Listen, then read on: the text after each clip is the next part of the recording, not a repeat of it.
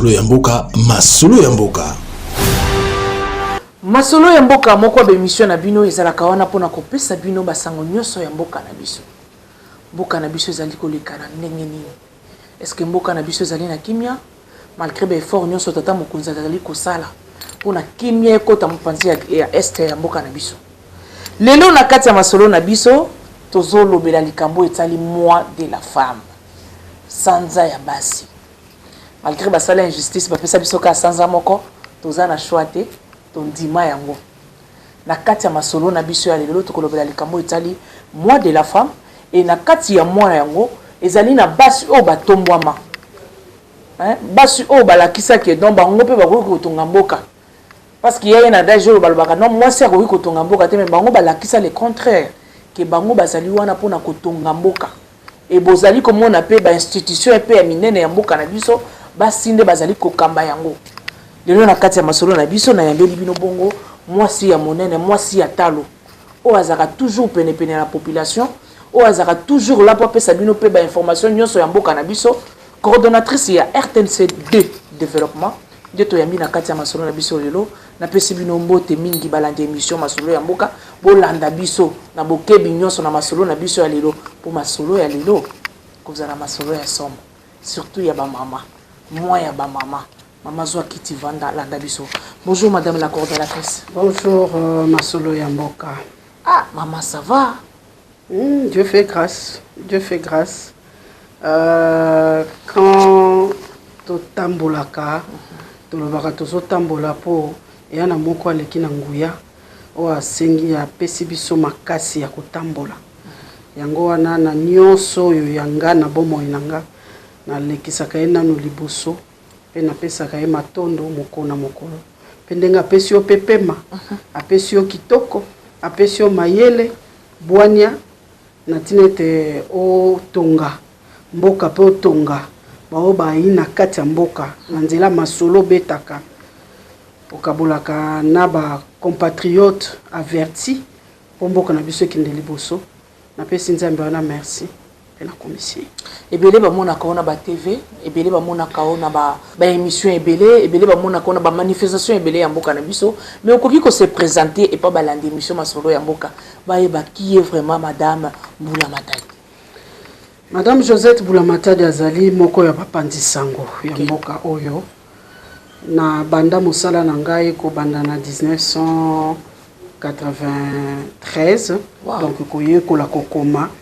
Tango na koti isti na bandi pemba moko na musala kokoma na kati ya journal parce que na lingaki musala ngo penza makasi. Mama nanga que son âme repose en paix abandai kolobanga na yebaki teke na libumu nango zai kotanga même ba journaux. Wow. Parce que nazalaki moto atana ramasser eloko fona tanga. Batindi ngai omona ko umela po na ramasaki omona tango wana bazo teka ba nguba na ba papier bazo sala bangongo.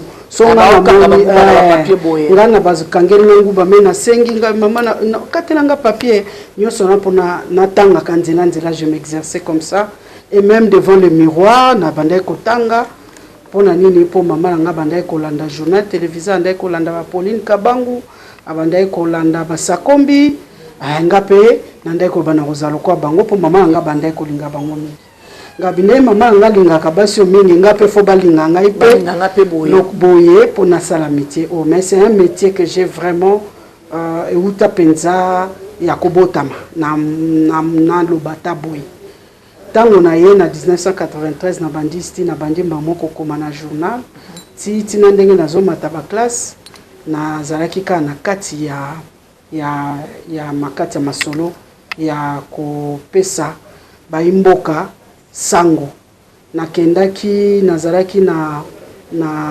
référence plus là où j'ai appris la presse écrite. Okay. Référence plus nazaraki na rubrique moko comme lango ezaki femme et métier donc makamba ba mama pe na bandango kala voilà nazaraki femme et métier nga moto nazaraki moto liboso na tia femme pompiste na kati ya journal na ki moto liboso na tia femme pompiste na kati ya journal nga moto nazaraki na tango mama bipendu na mobali na ye natia bango na journal Chambouy voilà nga mutu natia bango na journal wana mwana mabi pendo ya mosi aza na moke oyo ayaki mpe kokota na kati ya media.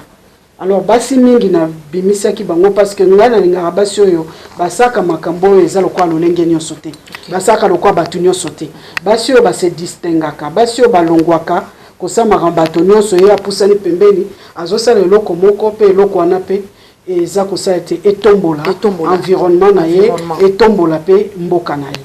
Alors moi je suis friande de ça ti na ye kokota awa na RTNC de développement. C'était en 1999 là basalaki concours mais na yambo nango nyonso biso tolandaki nano formation bien que oza licencié bien que oza gradué toutaki bipai na bipai ifasike toutaki ina toutaki bipai na bipai mais tolandaki nano formation pendant 6 mois donc ICA mobimbe yaki awa pour na kopesa biso mateya pe mayele po moto nyonso zosana kati na media fo ba circuit pour ba bengi yango chaîne de télévision. C'est une chaîne. Donc ça veut dire il y a beaucoup de structures, de départements et koti nakati. Kobandana technique, nakati technique, tewekola kindeni basaka montage, tewekola kindeni basaka réalisation. Donc nyonso et sengela mi moto aye bananzela ya télévision. Biso ba yekwisaki biso ngo pezalaki penza lokola kelasi to salaki oral, to sali test écrit. Soko zui nde bazuyo soko zui ba maintenir qui était donc et bongo jusqu'à ce qu'on a été maintenu na zui to zui engagement na biso na 2000. Alors anecdote moko yela kingai na sala kango kaka na blague na lobaka ngabi polaire neni ni na biso bimi babenga ngoni engagement collectif tango bimi kombo na ngamte ya kimota liboso. Wow. C'était pas par rapport à ordre alphabétique parce que ce qu'ils ont par rapport à ordre alphabétique comme il y a Aleko Virginie de Mtengoza liboso. Mais ngai bulamata di kombo na nge bimi liboso na ndenga bangagement. Na simba papa nga bongo nde kombo na nge bimi liboso. Na rozali liboso na bino a na RTNC2. Donc c'était une blague que j'avais. Mais tu avais de la détermination en soi. Oui, mais c'est pas que je cherchais à être la numéro 1 ici. Non, non, c'était une façon de parler et pour moi, nabande comme nango donc challenge ezaki ngamoko na kati ngai na bomo na bomoto na ngai. Lo lengeni ni fona sala po na le niveau nazali parce que ngana ninga kolongwa niveau A ti na koma na niveau mususu na linga raté ko sala eloko na kanga mesika moko. Alors c'est pourquoi je me donnais ce challenge là. Alors pour nourrir ce défi de pouvoir être une grande femme sans pour autant penser que faut aller na RTNC2 na bande ko ya ko salut mabanga bina remplacer yo. Oh oui oui, c'est pas possible. Oui, na bande moi na ebisenga bi non remplacer yo. Moi lutu mabanga wana bureau na ezaki a te bureau na ezaki likolo et c'est ka dire cadre actuel azali ya ministre donc bureau ya lutu mabanga ezaki kuna mwana oui bulamata dinga non na eka ko rappeler que na remplacer yo. Alors il riait, il dit mais tu est-ce que tu peux tant que le ba remplacer au supporter actif na ba passif. Alors moi je disais oui. Alors deux fois il me disait bon assieds-toi. Il me parlait des choses, on partageait. Alors il trouvait en moi une femme déterminée. C'est pourquoi ba maramususu ezaki tamsu ya sekele moi na obimate awe sangaka na vandiwana moi na bimite a saline à traiter pena batumususu moi tu as entendu, tu as vu, toi qui veux me remplacer, tu as entendu, c'est pas facile hein? Il me disait ça. Si tu es comme un tango ya Senga Lukavu là maintenant je lui disais pas, c'est Senga Lukavu lui-même qui m'avait dit. Il m'avait dit moi je veux que tu me remplaces ici. Wow. Na Senga bi nganda kolobango pa lutu mabango mais pas non le bango te abi pourquoi nga parce que je suis plus intéressé. Nazui banko ebele na RTNC et baisengai nasu na posa na sala journalisme na continuer na journalisme.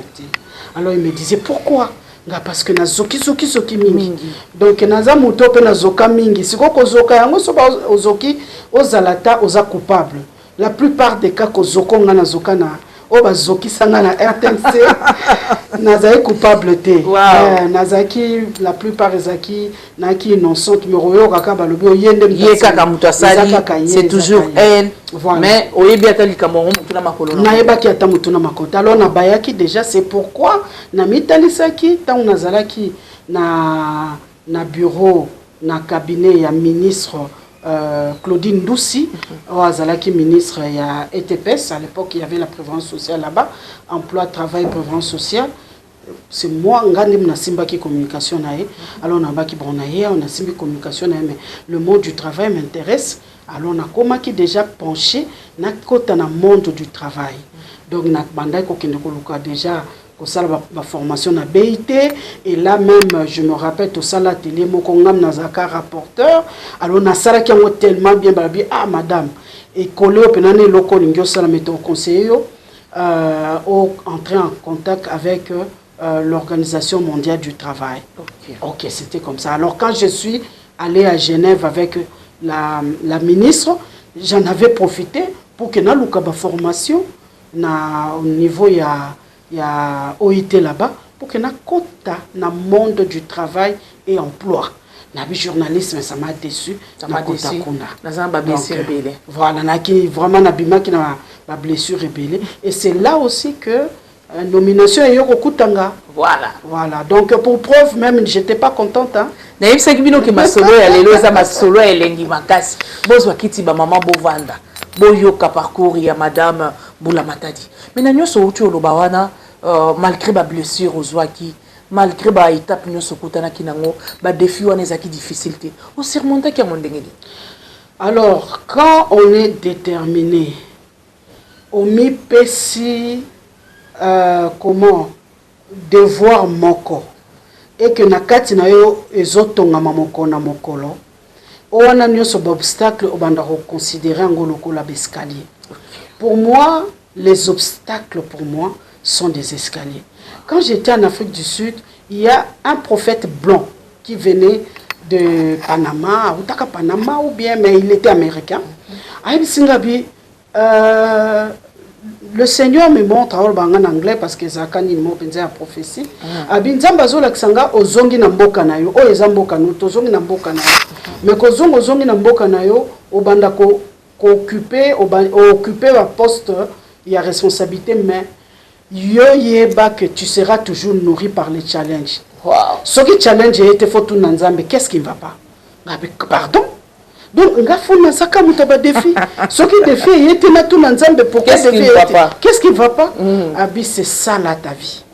Alors, na kangango na mutu, je me suis dit, ce qui défi est alors pour moi, ces défis-là, ce sont des escaliers. Les défis-là, c'est ce qui me pousse à aller encore davantage. Les défis me disent, tu n'es pas n'importe qui. Voilà. Tu n'es pas n'importe qui, madame. Il y a Batou au Bavanda Canada, groupe Yabatu, groupe Yaba, jeune fille au Linda Kate, Bazouaka Moussala, Oyo, ya Mediana, légèreté, mon robonneau, moi je peux pas être journaliste, moi je peux pas. Mais tant que yo moko zoloba, na tango bango moko basota là, dis-moi, Moussala na biso ya média Oyo. Et lo koni ntokoki kosala pour te promouvoir ango bato ba mona ango na casquette mususu, kende ba monela ango kaka na casquette moke des femmes des médias, ce sont des femmes faciles, des femmes des médias bazabantumba, des femmes des médias bazabasiro mabalate, okoki ko yebisa bango nini? Waouh, ça c'est une question qui taraude les esprits ya bao balingi musala oyo. Parce que musala oyo ezali panango bate. Batu bakansa ko zu micro lobby. Bonjour madame, bonjour monsieur, nous voici arrivés. Bakansi yango za facile. Tout s'apprend. Tout s'apprend. Ndenge moko batu bana vocation ya kokoma magistrat, ya kokoma médecin, mutu pas na vocation ya kokoma journaliste. C'est pas donné à n'importe qui. Tant ngai na yebaki que fona koma kaka journaliste, fona za journaliste, j'ai tout fait. Et d'abord c'est la discipline qu'on se donne. Okay. Vous savez, quand j'ai commencé à étudier, mon père travaillait à la présidence avec Mobutu. Mobutu est parti, vie est comme qui vraiment difficile. et il ne pouvait plus me payer les frais d'études pour moi. Alors, qu'est-ce que je faisais? Donc, on a déterminé. Ngai, na bandoteka, safu, na manioko. Et on a l'ingango mingi parce que il rappelle une histoire. Et le baka osa mukongo to ebate. Il n'y a pas de problème. Même au baka que ligi safu bongo. C'est que osa mutu na biso ya kuna mama. Même en dehors de ça, je pouvais voir et l'okonini na ko la koto yo nazali ezate. Nathalie Tozali Mété, Ezani ni résidentielle, mais est-ce que bon après baté kangote, est-ce que son ameki esimba nakei nazoke ndoko somba on habita à l'époque, son aye nango moi ou mérité sili parce qu'il y en avait pas à cette époque na ni résidentielle, Tozana 7e rue na Zamba Vokana, j'étais presque la seule. Alors c'est ce qui m'a permis na futa classe nanga parce que j'étais déterminée à devenir une journaliste Oyo azali complète et bien formée. J'étais déterminée. Tant on a sa fois ici, linga lobi bonamantina comme 3e. Alors nake kosala et pas yabawara na victoire. Et là aussi je devrais me distinguer parce que vous savez à l'époque les filles qui vendaient là-bas, oh basia bawara, oh ba fille facile. Alors moi ce n'était pas le cas.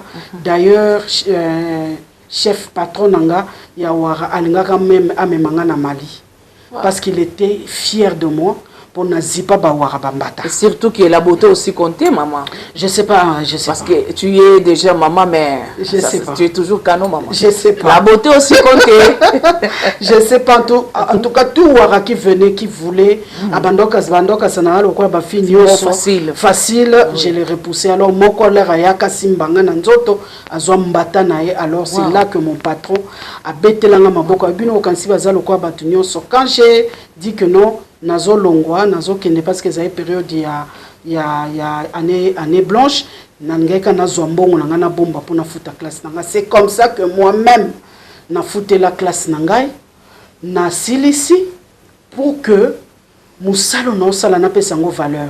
C'est la discipline. Voilà. Et cette discipline yo zana yango parce que kindumba ba femme légère oh ba on ba te guimer ça kana médiate ba mususu pe. Alors ce sont seulement des clichés et ça ba stéréotype batia parce que moi sur azole kana télévision ndengo zawana et ça ba mususu bazo rêver mukola omona yo abi mukono mona est-ce que zandeni voyez un peu. Donc c'est un mythe qu'on crée autour de la femme des médias. Alors toi-même la femme des médias tu dois maintenant entretenir ce mythe là soko quoi ici mythe ango nandenga kaleso pété ou bébisi musala ke sango mabe.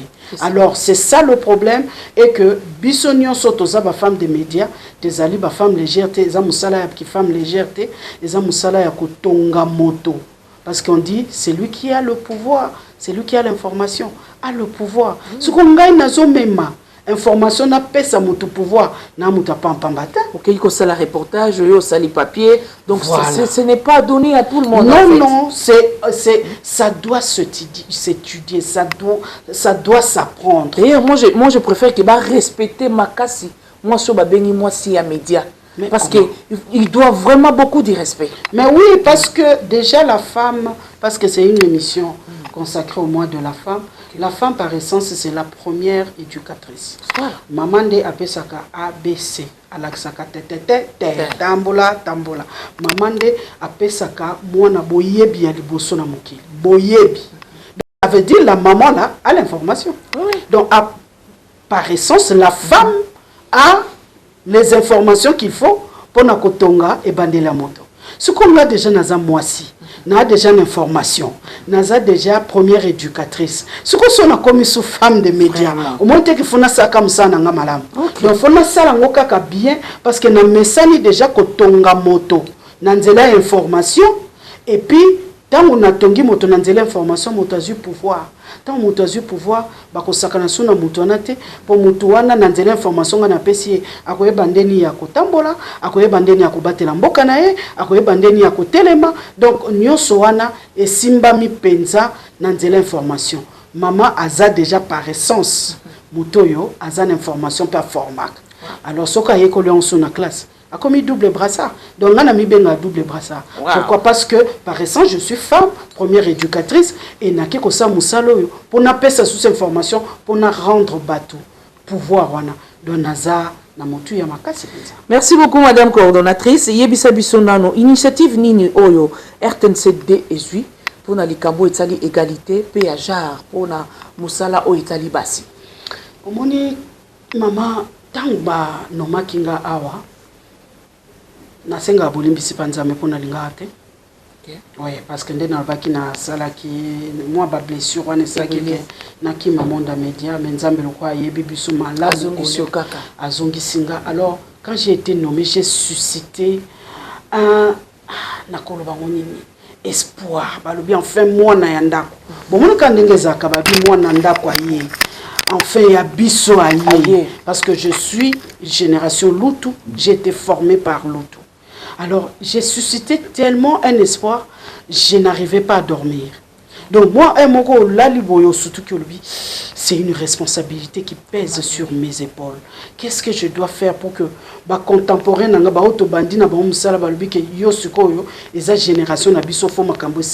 qu'est-ce que je dois faire? Alors, pour na 12 hommes. Naza 12e après 11 hommes. Alors je me disais comment me distinguer. Qu'est-ce que je devrais faire? Je suis la première femme à inaugurer au Tamboussa RTNC2. À la chaîne mère, la deuxième femme, nous avons eu la première femme, c'était Madame Nicole Dibambou. La deuxième femme, c'est Madame Sylvie Lengue. Mais à la deuxième chaîne, je suis la première. Wow. Donc j'ai inauguré une ère nouvelle. Alors il faut qu'il y ait beaucoup de sérieux. Pour l'ère Ngana Kolongwa, Ngana Tika, Batras Indelebi. C'était vraiment Nino Natiaki na Mutunanga. Alors comme j'étais ici déjà formé, entre guillemets, sans pour autant désirer Sikoyo, Lutu Mabang, c'est quelqu'un qui connaît bien l'audiovisuel. Et puis, moi, j'ai matché, que ce soit l'audiovisuel et le journalisme. Parce qu'il ne suffit pas seulement d'être journaliste. Il ne suffit pas seulement de connaître l'audiovisuel. Ce qu'on s'allie les deux au Bimi Manager. Et puis je ne savais pas pourquoi le Seigneur abandonne Kotindanga bon na uta ki kosala le avant ba nomenga na mitiki kabona ki kosala formation. J'ai eu un diplôme sur la gestion des entreprises et le marketing. Alors ça m'a vraiment aidé à pouvoir voir comment sortir la RTNC2 na kati ya libulu na kutaki na. Parce que tant on a qui RTNC2 zaki na makambo belé par manque de moyens. Alors il fallait qu'il avec une équipe qui était aussi déterminée. Je me sens vraiment béni parce qu'il y avait des gens qui ont cru en moi, en notre leadership pour que RTNC2 ait de l'avant. Ces gens-là, jusqu'aujourd'hui, bangonde bazosala RTNC2 lelo et zonga na place nango ndenge bosso pour RTNC2 perda qui place nango par rapport aux images, par rapport à la qualité des images, par rapport au programme, tout ça. Le programme était toujours là hein, parce que nous sommes les greniers des émissions en République démocratique du Congo. Il ne faut pas que les gens oublient ça. Toutes les émissions qui ont nourri notre enfance, donc aux Okola, les émissions ne se sont na RTNC2. À l'époque. À l'époque. RTNC2 et Zaki grenier. Il y a production, il y a RTNC1. Alors, totika l'esprit wana, il y a qu'à concevoir des missions. C'est pourquoi la RTNC2, au koko benga mutubolobi, bon, tu peux faire telle émission. C'est ça, héritage obiso tozana yango. Alors, pour ça là, il fallait qu'il ressuscite des missions, qu'on revivifie des missions. Mais les matériels posaient problème. Nous n'avions pas de moyens. Nous nous sommes créés des moyens. Nous sommes créés des moyens et là, nous sommes arrivés à acheter les faisceaux par nos propres moyens. Ce n'est pas l'État congolais qui nous a acheté ça. Ouais. Nous avons remplacé quelques matériels avec les moyens que nous nous sommes créés. Le lot RTNC2 est comme épée à cheval entre le numérique et l'analogie. Mais c'est à l'État congolais de pouvoir enlever l'autre pied qui est resté à analogie pour côté ça, on a numérique parce que ça demande de gros moyens. Mais déjà, à notre niveau, ce que nous avons fait, moi j'appelle ça les miracles avec l'équipe restreinte avec laquelle je travaille qui croit que RTNC2 et Koki Kende Musika vu la qualité des émissions que nous faisons. Alors, Babilo Kwanyo Sotozo, ça, Soto qui n'a moyen et belé. Dans le bango, Soto qui n'a pas moyen suffisant. Madame Georgette Kaya, quand tu te regardes dans le lingo de Sala Moussala, parce que Eza Nango Kiti Okuti, un jour au Kolongoti qui a tout à fait. Tu te sens comment? Tu es fier de toi dans Moussala Zosala? En tout cas, l'autosatisfaction n'est pas Eza Kangate. C'est rare que je puisse m'autosatisfaire. Okay. D'ailleurs, là même, que ce soit mon mari, il me reproche ça. Mais je suis toujours à la quête. Toujours à la quête. Alors, l'idéal est Zalaka. Est-ce que l'idéal est humain? Avec Dieu, je crois. Mais je suis toujours à la quête. En tout cas, pour Banda na komia, na pe ma souti. Na la soupongi l'oua batunyo sauté. Comme je dis, ma vie est pleine de défis. Ma vie est nourrie de défis. Que ce soit des défis d'ordre interne tout comme externe. Alors c'est ce qui me permet à pouvoir kozala José Toazalelo. Donc ce qui n'a vendu, et là je vais t'accolir. Bah défi est colissure Josette. Josette Ozaki Mouto au bruit. Tanta. Otié totié. Je suis l'aîné de la famille. Je suis quelqu'un qui mes parents m'ont responsabilité et me responsabilisé tôt. Dans notre maison, c'est moi qui ai le dernier mot. Mais si Mananga Nazami Bali 3, mais mes parents ont fait, c'est pourquoi je rends grâce à Dieu et j'ai béni mes parents parce que mes parents étaient déjà bateau que moi si azate que non au kaka bakubalaye o bakosaboye mwana liboso moi si to botito compter na mwana mi balé na misato na mine lokwa bazaba na mi balé. Ils m'ont mis à ma place, batangi singa et batiangai na place nanga ngamnaka na dernier mot. Alors je me dis dans tout ça, quand je regarde comment de fois na bandaki kokata ba makamususu ye, c'était avec beaucoup de précipitation, mais ba défi on na kuté nangwa. Bukonzi ba finga ga ye kaka nakamwe donc finga nande salinga bien taba vitamine na kati ya o modèle nangai o na kusela musala. Ko critiquer wana na malamu to na mabe et tongi Josette. Le loso na vandi nabi. Seigneur Dieu, quand tu me disais que ma vie est faite de défis, donc tu sais que je vais être construite à partir de ces défis-là. Maman moto yo akutanaka na opposition te okoyeba te ndeni ya ko se tenir dans la vie. D'ailleurs, il y a un adage qui dit l'homme se mesure devant les obstacles. Alors Josette s'est mesurée devant tous les obstacles. Oh, nakutani na mon avis et surtout nakutani na mon akozala directeur coordonnateur. Même si j'avais suscité un espoir, mais je n'ai pas l'unanimité et c'est normal. Mutunyo sote fwa ndimayo, mutunyo sote fwa lingayo. Ce qu'on attend na muto alinginga. Muto alinga po anini. Ah non, madame, moi j'aimerais être comme vous. Mais madame, même quand vous animez l'émission, j'aimerais être comme vous. Na kenga bialinga ça veut dire il y a quelque chose de positif et pas nanga. Comment faire pour entretenir cette flamme là pour que moto naza on a gagné, am nanga na gagné pour que abungate parce que aza comme modèle pour modèle madame Josette. Ce que moto alingate poani. Azo reprochenga bo. Est-ce que naza kongote modèle azo reprochenga est-ce qu'il n'a pas raison? Est-ce que ndenga zolobana izoti nanga na changé, na zui na mikotisa na modèle oyo bato bazo critiquer. J'ai plusieurs fois changé de fusil d'épaule na koyoka ce qui est contraire. Minimi ba konzi balinga koyoka te o eza contraire ya oye azoluka. Photo yoka kango parce que yango ne te permettre biso de ajuster et réajuster notre façon ya ko commander pe ya ko l'idée. Merci beaucoup, Madame Joseph. On a quitté déjà dans l'émission Nabiso. Mais il y a moto c'est ça. Si c'est maman Tanwabo Takabana, Valobaka Libumbuzaka magasin. Ouais. Au Kobota 10, 5, 6, pourquoi pas 7. Mais au début, il y en a oh, nous sommes à Boti. Zaka kama bana moko kaka boye. Papa Lobaka, oh, Rosala Moutoumouné. Je sais déjà que na kit oyo zovanda oyo. Et il y a d'autres journalistes au Bazali Awa, oh quand même déjà au sont pointé bango.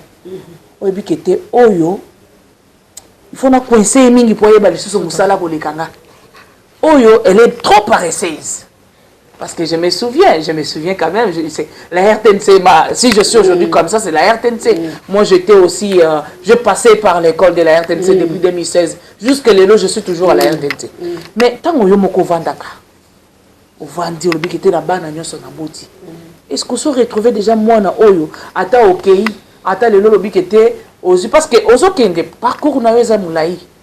Lobby na lobby to koza la surprise pour toi que non tu es nommé ministre et genre et famille to koza la surprise parce que aux alliés des gens okende mais tant mon rocha mon Congo wana na sima na yo est-ce que oza déjà na bana oyo oza déjà fier na bango et que non attends na la lipongi na que non telle à sa telle place au kola à l'aise parce que pour ça la soni na autobe et ça la fierté na. C'est une question très très pertinente. Ce qui n'a vendu n'a pas été monsieur Bimanga. La question posée. Parce que n'engezana toza bateau il faut former. Bateau va se retrouver na katina yo na qu'on a environnement immédiat. So na vandi RTNC2 na vandi na kiti na kansanga puis Seigneur ozo kinga dunéa o vandi singa mais c'est pas pour nzambe za bongo mais pour na le Seigneur a commencé à me former. Moi, quand ça veut dire moi-même, je me nourrissais d'un rêve de pouvoir aussi être quelque part, avoir un poste de responsabilité. On doit se former. Et on doit aussi se former aux anani. Nami Tunak, RTNC2. Combien de femmes? Parce que dans le bassin, dans l'équipe, Zambé, Nakei, pour permettre mutu msoya na lingaka eza mwasi bien sûr na lingaka eza mwasi siko natalaka na bimo songo koza nani mais laissez-moi vous dire ce qu'on a reposté.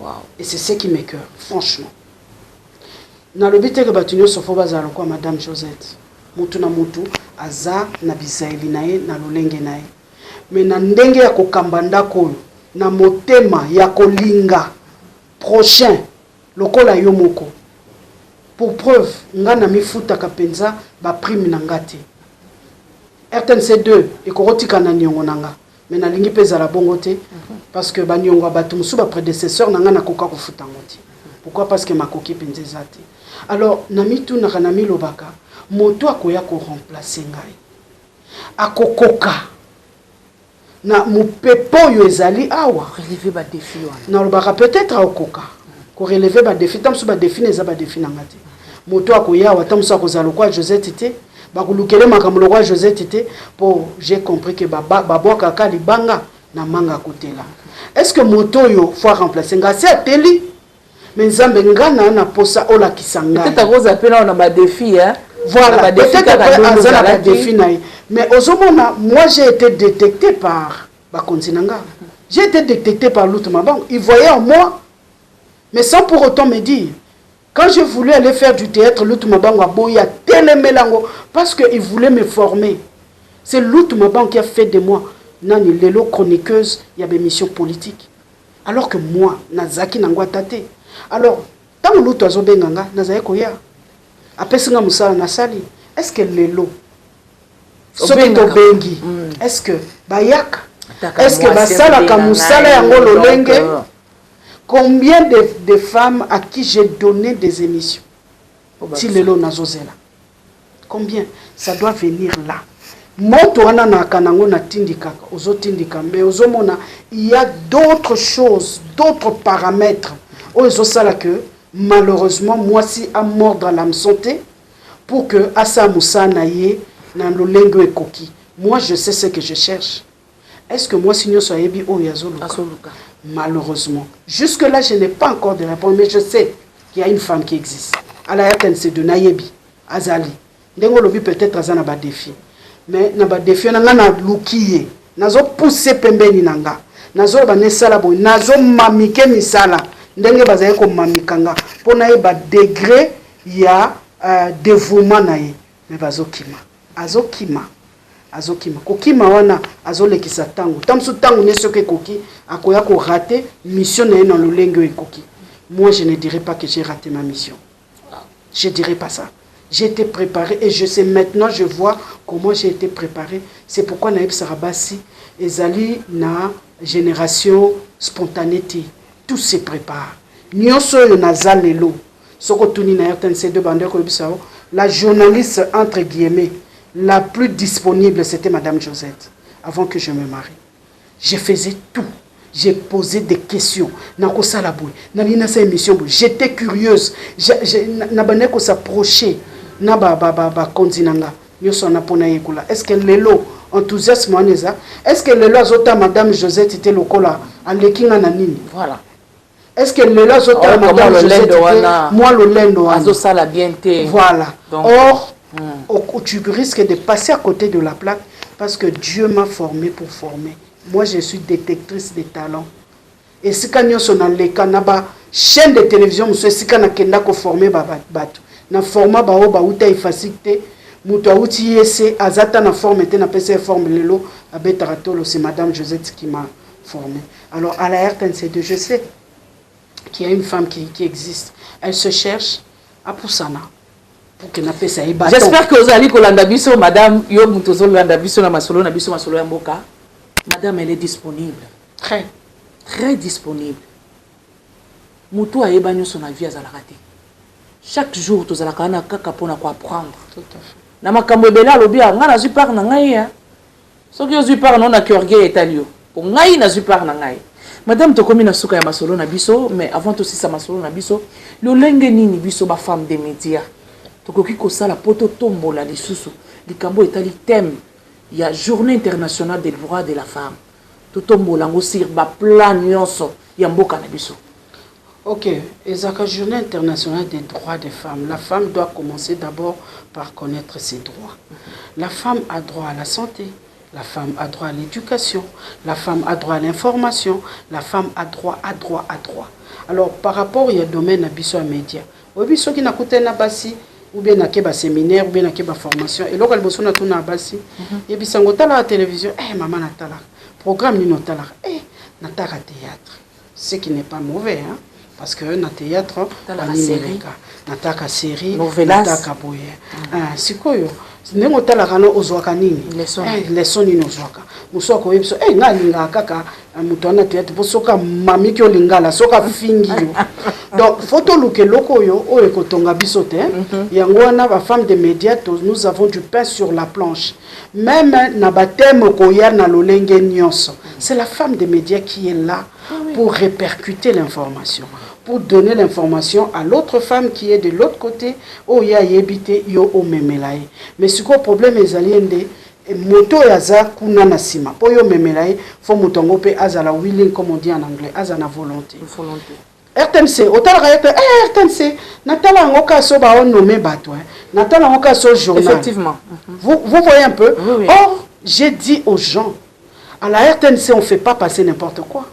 Na utaki na réunion moko ya basi pour na les camo tradis praticiens, na ba médecins modernes, tout ça, ngalobi mais à la RTNC pour faire passer un tradit praticien.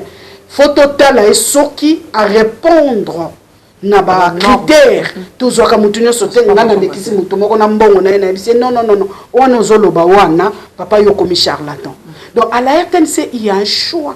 Et le choix judicieux à faire, c'est pour se former, s'informer, pour avoir le pouvoir sur ce que tu as comme information. Donc, toza penzana musala munene, to yikampiko, to longola ba les ont dit. Totala yangote, basio bazaka légère, basio. D'ailleurs moi, j'ai pas d'immeuble, na ba immeuble te, na ba mitukate. Mais ngai, j'ai la dignité. Voilà. Je vous dis, c'est la plus grande. Surtout, na ki journalisme bando banda, non il dignité. Voilà. Dignité. Ça frappe, hein. Je vous dis, c'est la dignité. Vous avez compris. Hein. Toko okutanda uzana baninga mususu baza ba journaliste mukonzi moko ye façon ba opesa la Josette Mbote. Yo mo otalo lobi. Des façons ba opesa la batunyo sombote. C'est ça. Pourquoi? Parce que Josette se respecte. C'est la dignité.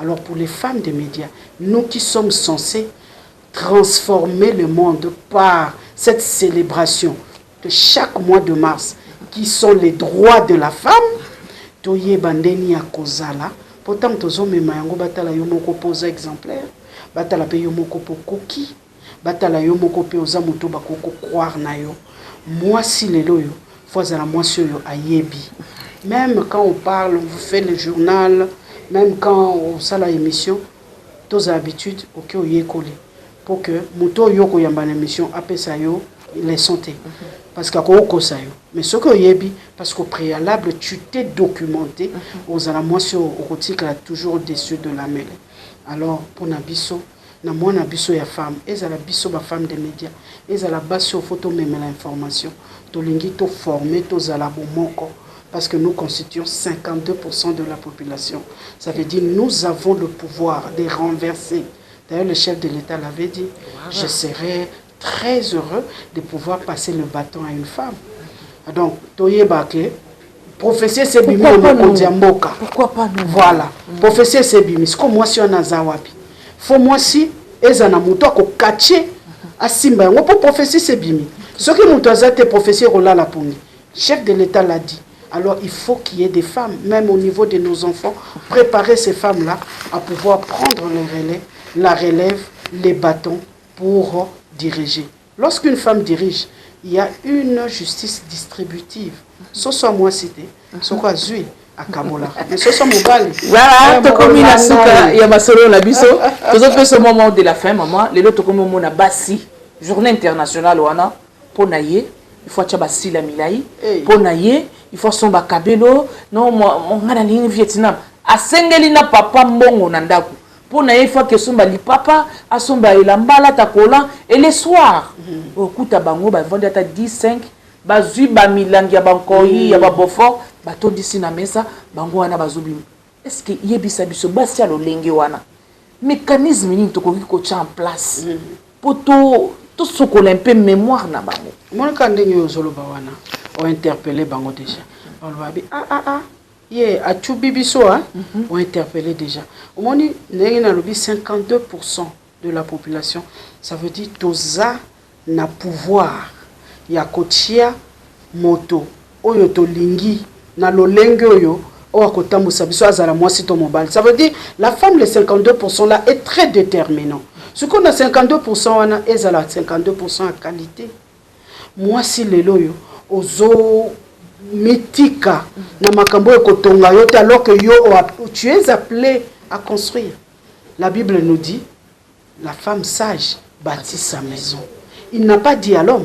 Or l'homme a makasi donc nous tokoro tongeza mobile mais ndeni alobi la femme alobi peut-être que la femme abi la femme sage. Ça veut dire il faut rechercher la sagesse na kati ya basi nyonso linga o se démarquer na kati ya sagesse na ndenga komi yeba na kati ya ndenge ya kotambola pour que otonga parce que ce qu'on a sagité otonga te. Or la mission de la femme c'est bâtir. Donc ça veut dire si tu n'es pas sage, tu ne vas pas bâtir. Alors on a 52%. Soyons des femmes sages qui vont bâtir la République démocratique du Congo. Kozongi sa dignité mboka na biso, nanzela identité même vestimentaire, nanzela identité même au niveau de la culture, c'est la femme parce qu'à l'époque c'est la femme qui était la gardienne de la culture africaine. C'est la femme. Alors, les lots, ceux qui te zongi na katiwan, tous ont mission na biso à bras les corps. Dans le but République démocratique du Congo, ils ont besoin de basio ba telema, basio ba yebi, basio à malonga, basio ba kosale te mboka na biso te kamate parce que tous ont besoin et tous à la respecter et tous jouer rôle na biso. C'est à la femme.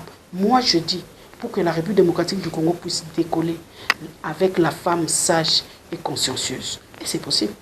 Merci beaucoup, madame. Na sepeli mingi na ndengo ya bibiso na bureau na yo. Na ndengo disponibiliser ta na yo poto beta masolo ya mboka na biso surtout na mwana biso ya basi. J'espère que ba maman o bazali na mayele. Kaka nde balobi femme sage. O azali na mayele na matoyi ya koyoka ayoki pe azui par na ye. O azali kaka mutu wana avanda kaka melaka bofon koyi abini kaka nzambe zeli ozipe par na yo biso tozali wana kaka poto zala na pona ko motiver bino pona ko komisaka bino kaka mama alobi ekomaka na matoyi na bino soki pe ozali mosema ile tiango en pratique mama to boyite obina na yo mais yeba ile kozo sala eza nini pona bana na o boti balanda mai ozo sala te bazala pe bato lobi Merci beaucoup. Et puis maman, pour la Kosuki Sapina, toi, on a chance. Nous avons un président de la République qui est le champion de la masculinité positive. Voilà. C'est lui qui sait mettre la femme à Zui Penza qui continue bina Kabula Yangona Mwasi. C'est pas donné à n'importe qui. C'est une aubaine pour nous. C'est une opportunité pour nous. C'est une grâce. C'est une grâce pour nous. Alors nous les femmes, informons-nous, formons-nous pour que nous puissions construire ensemble avec le président de la République.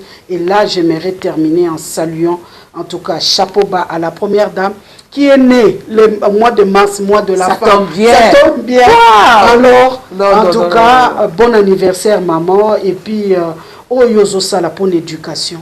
Parce que c'est ça le pilier pour le développement d'une nation. Oyozo Sala na lona. Ya solo pendozo lona. Okobuka. Nzamba pambolayo. Merci beaucoup Jean-Marie Razaki Sima et à caméra. Merci beaucoup na ciel. O alambe la rabino bilili pour mon nakayango bien. Tokuta une sous mbala Sima balandi émission Masolo ya Mboka. Merci et bye.